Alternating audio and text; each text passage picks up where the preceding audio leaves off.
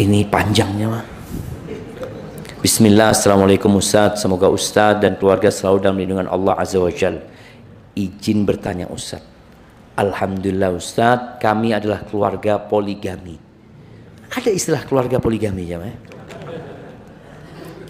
Hubungan kami semua baik. Cuman suami istri yang tidak baik. Gimana jamaah? Kami adalah keluarga poligami. Ini apa anaknya? Tunggu baca ya. Hubungan kami semua baik, cuman suami istri yang tidak baik. Ana selalu berusaha tidak ikut campur urusan suami dengan kakak madu. Mesti tutup mata dan telinga. Tapi realita suami malah selalu menceritakan RT-nya di sana kepada Ana. Yang awalnya tidak hasad, Ana menjadi hasad. Maksud Ana walaupun jauh atau dekat, maksud Ana ketika mabit dan jika tidak berinteraksi dengan Ana yang sudah bahas tentang Ana dan RT Ana, ini gara-gara poligami ya, maksud Ana walaupun jauh atau dekat, maksud Ana ketika mabit atau tidak, jika berinteraksi dengan Ana yang sudah bahas tentang Ana atau rumah tangga Ana, jangan yang lain. Oh, paham antum sudah. Makanya Ana mau minum dulu. Bismillah.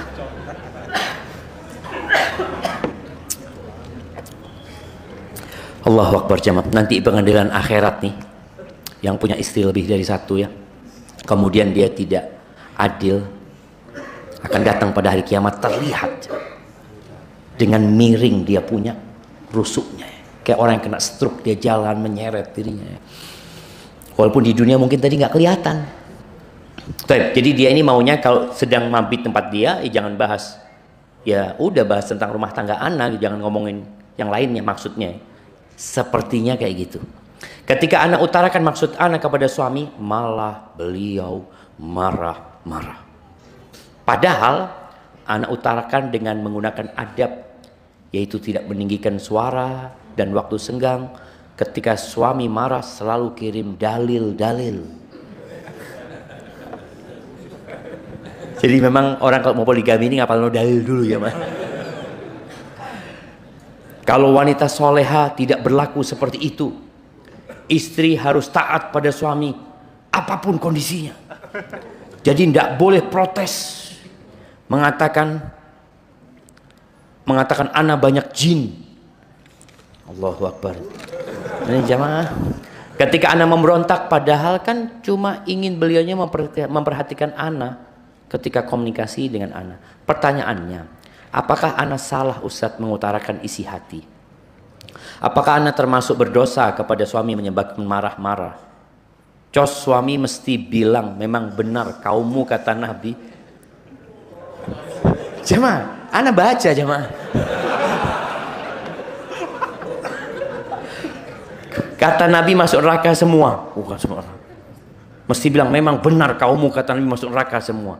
Astagfirullahaladzim ya. Mohon pencerahannya Ustaz. Jazakallah khairan. Yang pertama ini yang bertanya bukan suaminya ya, istrinya. Makanya kadangkala kita nih para suami perlu sekali-kali dekat sama Ustaz, tanya sama Ustaz ya, sehingga mendapatkan arahan. Kita tuh nggak tahu dengan aib kita. Kenapa? Karena antum perlu cermin. Antum tahu nggak kalau ternyata baju antum itu kancingnya satu hilang? Kan dia nggak sadar kan? Ketika cermin loh, hilang ternyata. Kita perlu cermin. Al-mu'min mir'atu akhi. Orang beriman itu adalah cermin buat saudaranya. Tadi dia berinteraksi, ya, tanya, minta arahan ini dan itu. Kemudian Kalau antum nggak punya ustadz yang bisa antum tanya, juga nggak punya sohib yang bisa ngasih tahu, antum coba dengarkan dari orang-orang yang nggak suka sama antum. Orang yang nggak suka sama kita itu biasanya tahu dengan kekurangan kita. Bahkan yang baik pun dianggap salah sama dia. Perlu seperti itu. Tapi nasihat ana buat sang istri ya. Ketika engkau mendapati suami, anggap suamimu zalim. Maka yang pertama sabar. Kemudian berdoa, mohon sama Allah agar suamimu diberi hidayah. Kalau bicara engkau mengutarakan hal itu, para suami juga harus tahu ya, bahwa saya menceritakan keburukan istrinya yang lain kepada istri yang lain itu masuk ghibah. Kenapa harus diceritakan? Menceritakan keburukan itu nggak boleh. Kalau engkau menceritakan karena minta solusi, itu lain lagi ceritanya. Ceritakan kepada orang berilmu yang bisa memberikan arahan. Aku punya masalah istriku kayak gini, kayak gini, kayak gini. Tapi kalau ini ceritakan kepada istri yang satunya, yang tadi disebutkan membuat dia hasad kemudian ya, betul. Jadi kalau yang engkau lakukan itu, ya dikatakan nggak salah sebenarnya ketika seorang istri memberitahu suaminya. Jangan pernah engkau mengatakan nggak boleh istri ngasih tahu, boleh. Istri memberi nasihat suaminya boleh. Bahkan itu diperintahkan. Man ra'a minkum mungkaran falyughayyirhu biyadihi. Yang melihat kemungkaran hendaklah dirubah dengan tangannya. Nggak bisa maka dengan lisan, nggak bisa dengan hatinya. Engkau sudah berusaha dengan lisanmu tapi dia marah, ya sudah kau dengan hatimu. Kemudian kalau dikatakan ucapan dia semua kaum Hawa itu masuk neraka, enggak benar. Nggak benar ucapan itu, tapi memang banyak wanita yang masuk neraka. Kalau yang kau lakukan apakah membuat suami marah itu dosa? Ya, kalau membuat suami marah dengan cara yang tidak benar maka dosa.